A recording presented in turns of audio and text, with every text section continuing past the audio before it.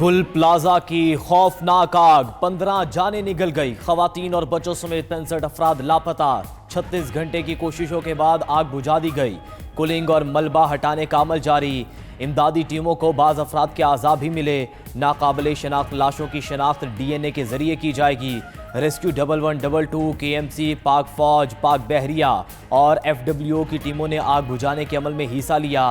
آتش زدگی سے 1200 دکانوں پر مشتمل گل پلازا مکمل طور پر تباہ، عمارت کے متعدد حصے زمینبوس ہو گئے۔ ریسکیو آپریشن کی نگرانی کے لیے ٹیمیں تشکیل، ڈیپٹی کمشنر ساؤتھ نے 30 افسران پر مشتمل 6 ٹیمیں بنا دیں۔ گل پلازا میں آگ لگنے کے فوری بعد کی سی سی ٹی وی فوٹیج بھی سامنے آ گئی، فوٹیج میں گل پلازا سے دھواں اٹھتے دیکھا جا سکتا ہے۔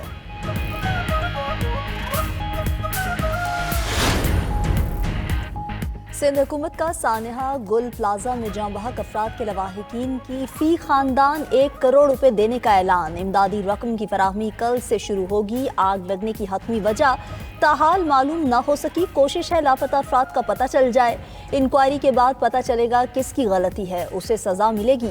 وزیر اعلیٰ سندھ کی پریس کانفرنس، مراد علی شاہ کی زیر صدارت اجلاس، سانحہ گل پلازا میں 50 سے زائد ہلاکتیں ہو سکتی ہیں، کمشنر کراچی کی بریفنگ، مراد علی شاہ کا گل پلازا کی عمارت دوبارہ بنانے کا اعلان۔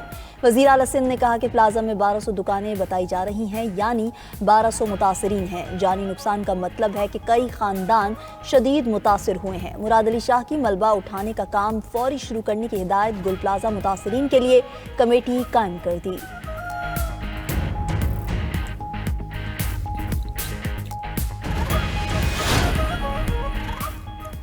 اپوزیشن لیڈر علی خورشیدی کی سندھ حکومت پر کڑی تنقید، بولے سندھ حکومت کے پاس سب اچھا ہے کی رپورٹ ہے، لیبر ڈپارٹمنٹ اور سول ڈیفنس کا ادارہ کہاں ہے، کب تک ایسا چلتا رہے گا اور کتنی جانیں اور مالی نقصان چاہیے۔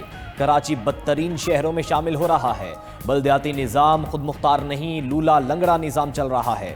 امیر جماعت اسلامی حافظ نعیم الرحمان کا ایکس پر گل پلازا کی صورتحال پر بیان، لکھا یہ کیسا نظام ہے، کیسی بے بسی ہے، 4 منزلہ عمارت میں لگی آگ پر قابو پانے میں 33 گھنٹے لگ گئے، نہ جانے کتنے لاپتہ افراد بلڈنگ میں موجود ہیں، مافیائی سسٹم مسلط کرنے والے اور میئرشپ پر قبضہ کروانے والوں کو جواب دینا پڑے گا۔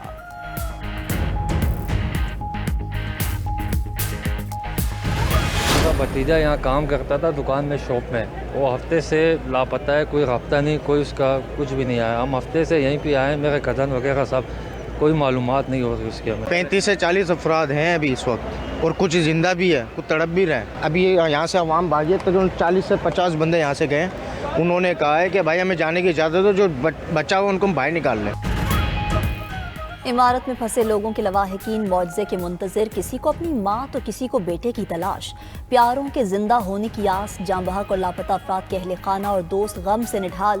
لاپتہ افراد میں 15 سالہ حسن علی بھی شامل۔ حسن علی کا چچا پلازے کے باہر بے بسی کی تصویر بن گیا، لوگوں کی بڑی تعداد پلازے کے باہر جمع، شہریوں کی عمارت کے اندر زبردستی داخل ہونے کی کوشش، عمارت کسی بھی وقت گر سکتی ہے، انتظامیہ کے لوگوں کو عمارت سے دور رہنے کے لیے اعلانات۔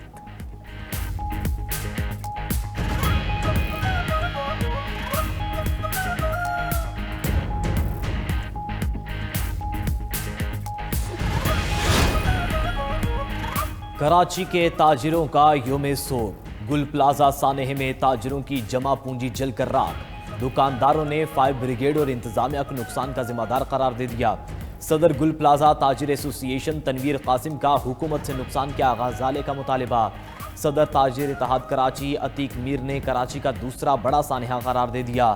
92 نیوز سے خصوصی گفتگو میں متاثرہ تاجروں کے لیے 3 ارب سے 5 ارب روپے کی گرانٹ جاری کرنے کا مطالبہ۔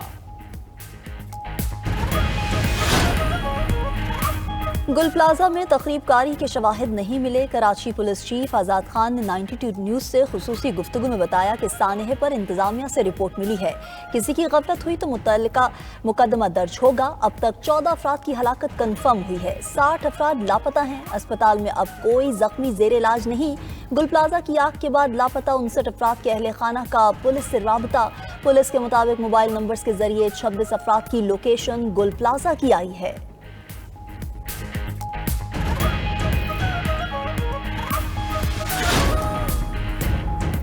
ایرانی سفیر رضا امیر مقدم کا کراچی گل پلازا آتش زدگی پر اظہار افسوس، پاکستانی عوام سے تعزیت۔ ایرانی سفیر نے حادثے میں جاں بحق افراد کے لواحقین سے ہمدردی کا اظہار کیا، انہوں نے زخمیوں کی جلد صحت یابی کے لیے دعا بھی کی۔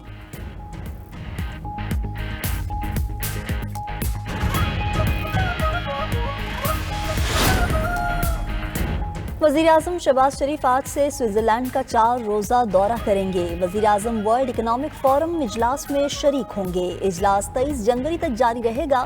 وزیراعظم عالمی اقتصادی فورم کی سائیڈ لائن پر عالمی رہنماؤں سے بھی ملیں گے۔ امریکی صدر ڈونلڈ ٹرمپ بھی فورم میں شرکت کے لیے سوئٹزرلینڈ جائیں گے۔ یوکرین اور غزہ کے تنازعات فورم کے مرکزی موضوعات ہوں گے۔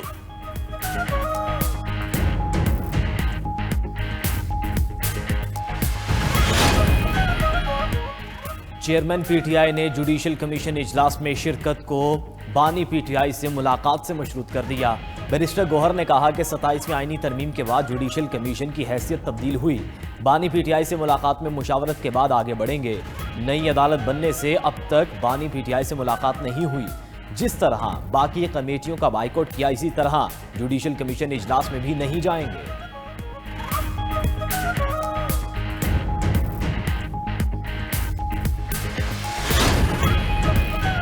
اسٹریٹ موومنٹ والے اب تحفظ کرسی موومنٹ چلا رہے ہیں۔ فلمی ڈائیلاگ مارنے اور ہوا میں تیر چلانے سے تحریکیں نہیں چلتی۔ وزیر اطلاعات پنجاب عظمہ بخاری کہتی ہیں، پنجاب میں دوبارہ عوامی حکومت آنے سے ترقی اور خوشحالی آئی۔ پنجاب کے تمام اضلاع میں یکساں ترقیاتی کام ہو رہے ہیں۔ پنجاب کے عوام کو ماضی میں بزدار اور گوگی جیسے لوگوں نے جھانسا دیا۔ مریم نواز کا ہر منصوبہ عام آدمی کو ریلیف دینا ہے۔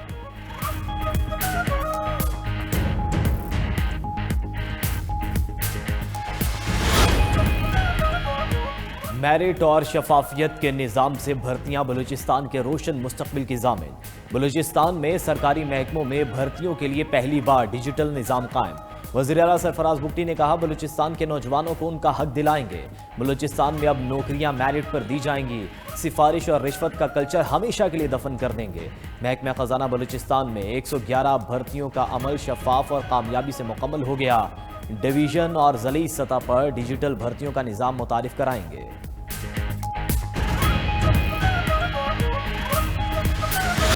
پاکستان ایئر فورس کا دستہ سعودی عرب کے کنگ عبدالعزیز ایئر بیس پہنچ گیا۔ پاکستانی دستہ مشقوں میں حصہ لینے کے لیے تعینات کیا گیا۔ فضائی دستے میں F-16 بلاک کے 52 جنگی طیارے شامل۔ ISPR کے مطابق پاک فضائیہ نے طویل فاصلے کی نان سٹاپ پرواز سے آپریشنل صلاحیت ثابت کر دی۔ جدید جنگی ماحول میں پاک فضائیہ کی پیشہ ورانہ مہارت کا مظاہرہ اسپیئرز آف وکٹری 2026 میں پاکستان سمیت 10 ممالک کی فضائی افواج شریک۔ مشق کا مقصد شریک افواج کے درمیان آپریشنل ہم آہنگی اور صلاحیتوں کو فروغ دینا ہے۔ اسلام آباد ہائی کورٹ کے 3 ججز نے بطور مستقل جج حلف اٹھا لیا۔ چیف جسٹس سرفراز ڈوگر نے تینوں ججز سے حلف لیا۔ جسٹس اعظم خان، جسٹس محمد آصف اور جسٹس انعام امین منہاس نے حلف اٹھایا۔ ججز حلف برداری تقریب میں وزیر قانون اعظم نذیر تارڑ، جسٹس محسن اختر قیانی، جسٹس ارباب طاہر سمیت دیگر ججز اور وکلاء کی شرکت۔ بلوچستان ہائی کورٹ کے جسٹس نجم الدین مینگل نے بطور مستقل جج حلف اٹھا لیا۔ چیف جسٹس محمد کامران خان ملاخیل نے چیف